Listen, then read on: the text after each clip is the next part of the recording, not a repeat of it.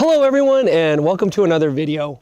In one of our previous videos we talked about building this giant oversized shooting star holiday light, and now it's finally time to get it hung up. One option would be to keep it down in the garden like you see here, but that just seems so boring.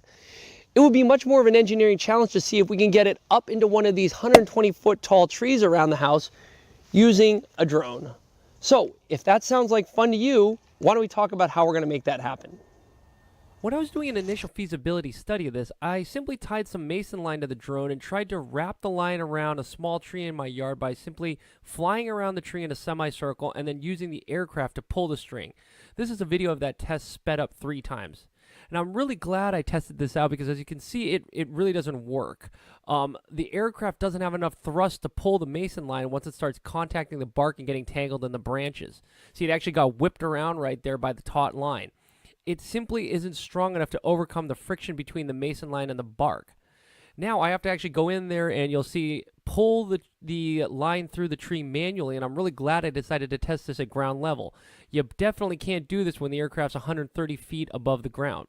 So I learned 2 things out of this test. 1, we need a better game plan for placing the mason line around the tree, and 2, we need some sort of drop mechanism that's going to allow the aircraft to detach from the line, so in case it gets tangled in the tree, we can still recover the aircraft safely. So here's the plan of attack broken into 2 phases. The goal of the first phase is to simply wrap the thin mason line around the trunk of the tree somewhere near the top. So in the following graphics, I'll show both the side view and the top view of the environment to help get a better perspective. So step 1 is to simply perform a visual survey of the tree without the mason line attached. So this is going to help us identify areas near the top that'll be suitable for placing our mason line. And it's also going to let us know what the overall height of the tree is, which we're going to designate as L. So in this case, we see that the tree is approximately L is equal to 130 feet tall. Step 2 is then to use the drone to lift approximately 2.5 times L of mason line. This length is going to allow us to proceed to some future steps, as we're going to see in a second. So in this case, it means we need to climb to an altitude of around 325 feet, which luckily for us is below the 400 feet AGL required by FAA Part 107 regulations, which we're operating under for this flight. Note that we take off a little ways away from the tree and are offset from the tree's center line. Once we have that done, step 3 is then to use the drone here to pull the mason line across the tree so that the mason line will contact the trunk somewhere near the top. So my buddy Andy is actually going to help me down on the ground by maneuvering one end of the string while I fly the drone in this sort of L-shaped path in order to get the mason line to contact the trunk in the desired location. Step 4 is critical because here's where we're going to get committed. The goal of this step is to simply fly the drone in a clockwise arc to wrap the mason line around approximately 180 degrees of the trunk. So if we do this while simultaneously reducing altitude, we should be able to pull at least L feet of mason line away from the trunk. Now note that in this step, I don't want to fly lower than the altitude of the contact point in the tree, and this is because I don't want to risk the mason line getting tangled in the propellers of the aircraft. Step 5 is now to simply go ahead and activate the drop mechanism and let the mason line fall to the ground. And at this point, if all goes well, we should have a mason line successfully wrapped around the top of the tree here and have both ends of the mason line down on the ground, which we can now use to proceed to phase 2. But before we talk about the theory of phase 2, why don't we go ahead and look at phase 1 here in action. All right, here's our setup for today. As you can see, we've got a 3DR Solo that we're going to be using to carry up the mason line. It's got the normal primary C2 transmitter with it, as well as a bunch of extra batteries because I'm worried this might take a couple of attempts. We've also got a lot of the heavier duty paracord that we're going to be using to actually hold up the ornament. And then finally over here we have another transmitter. Let me go ahead and turn this on. So what this transmitter is hooked up to here is it's hooked up to the drop mechanism. Well, actually more specifically, it's hooked up to a completely separate receiver, ESC, and battery combination, which is then hooked up to this drop mechanism. If I flip this over, I can show you what the drop mechanism sort of looks like. So the drop mechanism is actually pretty simple here. You see it's just a single servo with a control rod going through a series of holes, so that what I can do now is on that second transmitter, as soon as I want to drop the string, we'll just go ahead and turn the knob and there we go. It should hopefully drop the string. So that's our drop mechanism here that will allow us to release the mason line once we have it in place. So with that being said, like I said, this is our setup for today and our equipment. Let's go ahead and see if we can get this mason line up in the tree. All right, so step one is to conduct a survey of the tree. So here we are taking off and climbing up. And as you can see now, one of the main challenges is that the tree we're using has a lot of these wide, dense branches near the base. So it makes it impossible to simply shoot an arrow or try to throw a string over a top branch and expect it to fall nicely to the ground without getting tangled in these lower branches. However, as we near the top, the branches thin out and we see we've got a couple of good candidate locations of where we want to wrap the mason line. So this shows why this survey is so important. It lets us see up close and personal where we want to shoot for. So let's tilt the camera down a little bit here and you'll see that, here we go, this looks like a good spot right here. And this is about 115 feet off the ground. All right, so let's take some next steps now. All right, so now that we know where we're hoping to place the line, let's go ahead and execute steps 2 through 5 where we raise the mason line, wrap it around the tree, and then drop the mason line from the drone once we've positioned it properly. So here are two views of the operation. The larger one is from a camera sitting on a tripod on the ground, and the other one is from the drone's viewpoint. Now, as you can imagine, the mason line is actually pretty thin and it's a bit hard to see in the larger image, so you might want to go to full screen as it makes it a little easier to see the line. Periodically, we'll have footage taken from my friend's DJI Mavic, like this example here. So you can see we're still climbing to an altitude of about 325 feet, and note that the line is actually surprisingly slack as we go ahead and start climbing.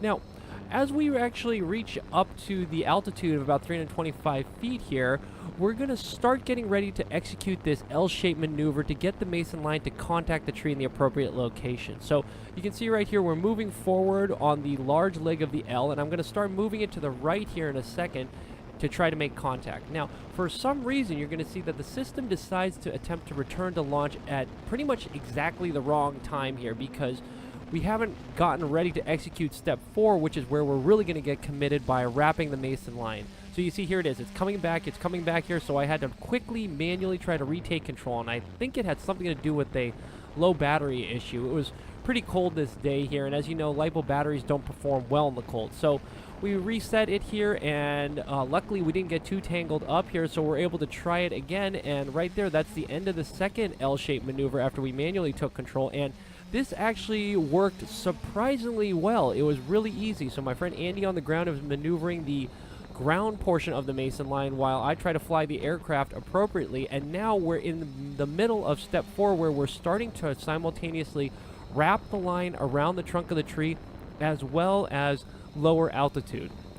So right now, I know the aircraft is kind of out of the camera's view here, but if you watch the aircraft's point of view, you'll see that we're going to start lowering and descending here while simultaneously pulling the mason line backwards. So right now what we have is about 150 feet of mason line between the ground to the contact point of the tree, and then about another 150-ish or maybe 120-ish feet of rope between the top point of the contact of the tree and the bottom of the aircraft. So what we're going to get ready to do now is lower the altitude enough and position it so that we're ready to drop the mason line. So remember, we don't want to lower it further down than the contact point of the tree because we don't want the line to get tangled. So here we go. You're going to see the drop mechanism in just a second. So here we go. You see, ready, watch it closely. 3, 2, 1, and drop. And there goes the line. So now the line is falling down. If you look at the bigger picture, you'll see hopefully the lines start to pull up, and there it is. And it actually ends up getting stuck on the roof of the house behind me, which is actually why you don't see that free end of the mason line fall all the way to the ground. But this is pretty much a success right now. We've got the mason line wrapped around the tree, so all we got to do is descend and watch out for those two mason lines. If you watch the drone's point of view here, you'll see the two mason lines here that I need to maneuver around so we don't crash into them on the way down to the ground. There's one. Yep, there it is right there, and we pass right by it and come down for a landing, and this is a success.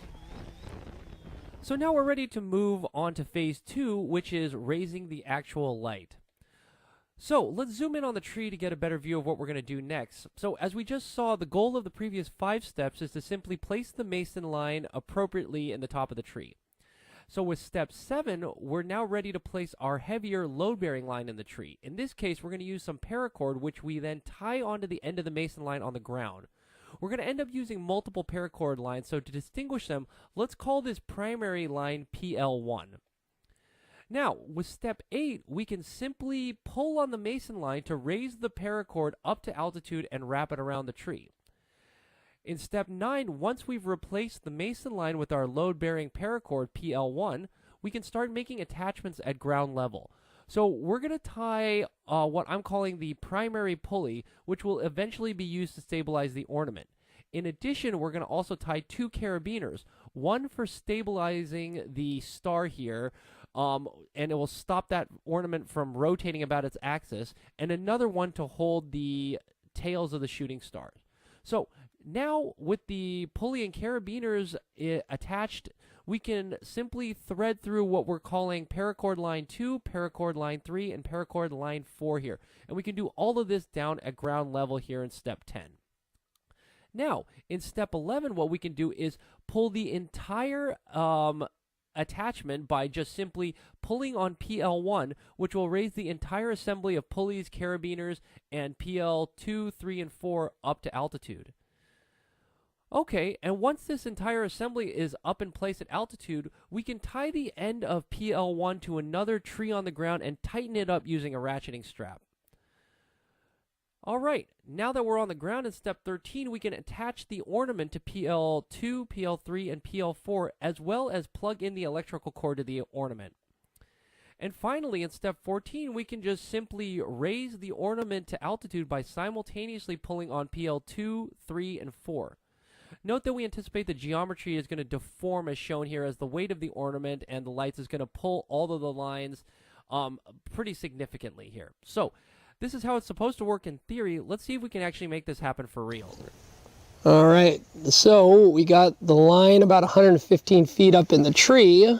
So now we got to splice the mason line with a little bit heavier duty paracord that Andy's doing right here, and then we're going to try to drag it up the tree.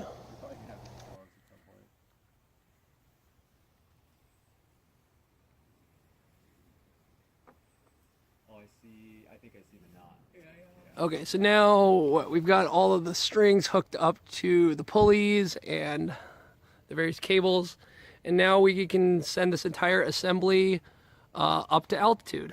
So we've got the pulleys up to altitude. You can see I've got the primary line right now. It's a little bit slack right now. So the game plan now is to pull this thing and tighten it as much as we can, and then I'm actually going to hook it up to this ratcheting strap, which I've got secured to the base of this other tree at ground level. And we're going to use this ratcheting strap to make this string, German tight, Guten tight, right? And once it's tight, we will go ahead and raise the ornament up. All right, so let's do it. All right, so we've got this thing pretty tight here. So the main line's tensioned up nicely. Let's see, you can actually kind of see it going up to the tree. Let's give it a couple of tags so you can kind of see how tight it is. And now I think we're ready to go and raise the ornament. All right, so the next step is, since we've got this all rigged up to the primary line, which is now tight, we just need to go ahead and start winding it up. And you can see this takes actually quite a bit before the line up top gets tight enough and changes angle enough so we can start picking this up. But eventually, we should be able to start lifting this guy up. Here it goes, here we go, and we're up. There we are, it's going up. All right, so what I'm going to do is I'm going to tie it down here, and we'll plug it in and just triple check that all the connections are working before we go all the way up to altitude. All right, here it is. It's all the way up, and I think it's looking pretty good. Let's maybe zoom out a little bit so we can get a look at some context of how it is hanging up there in the trees. So I'll pull out a little ways, and you can see that it's a pretty good way up there. Let me pan down a little bit. Yeah, so that's the tree. Why don't we get a little bit of aerial footage so we can see what this looks like from the air as well.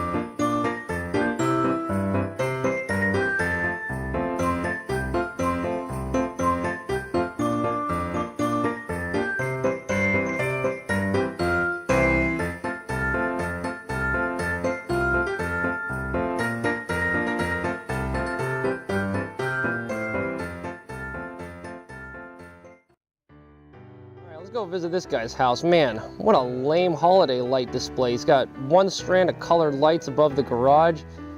Boo. Wait a second. What? Look at that. There is an enormous shooting star 50 feet above the ground here. All right, I take it back. This is actually pretty cool. All right, so it's hanging up there, and given the amount of effort it took to get it up there, that thing ain't ever coming down. I think I'm just gonna leave it up all year round. Anyway, I hope you enjoyed the video. If so, please subscribe to the channel. We're gonna have lots more videos on drones and unmanned systems and general engineering in the future. So I hope to catch you at one of those future videos. Bye.